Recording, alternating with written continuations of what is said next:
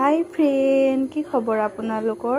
মই এতিয়া জামুগুৰিৰ পৰা ঢেকীয়াজুলিলৈ যাব ওলাইছোঁ। মা ঘৰলৈ অহা মোৰ প্ৰায় 14 দিন মানেই হ'ল। এতিয়া মই মানুহজনৰ ঘৰলৈ বুলি যাব ওলাইছোঁ। এয়া মোৰ ল'ৰাটো ৰাতিপুৱা শুই উঠিছে যে ভালকৈ টোপনিয়ে ভগা নাই তাৰ।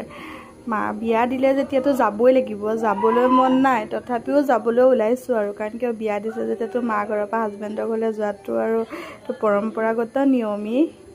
এতিয়া সেইটো কাৰণে যাবলৈ ওলাইছোঁ, তথাপি মা আৰু দেউতাৰ মনটো বেয়া। তাৰপিছত ল'ৰাটোৱে আকৌ ককাকক কৈছে, ককা তুমি নাকান্দিবা দেই, মই পাপা ঘৰলৈ যাওঁ, পাপা ঘৰৰ পৰা তোমাৰ ঘৰলৈ আকৌ আহিম। ল'ৰাটোৰ কথা শুনিয়ে মা আৰু দেউতাৰ মানে মনটো খুব বেয়া। এতিয়া আহি আছোঁ ল'ৰাটো আৰু মই ঘৰৰ পৰা এতিয়া তেজপুৰত যাম। তেজপুৰত মোৰ ফ্ৰেণ্ডজনীৰ ঘৰত সোমাম। এয়া ভৰলী নদী আমাৰ ঘৰৰ ওচৰতে আছে একে।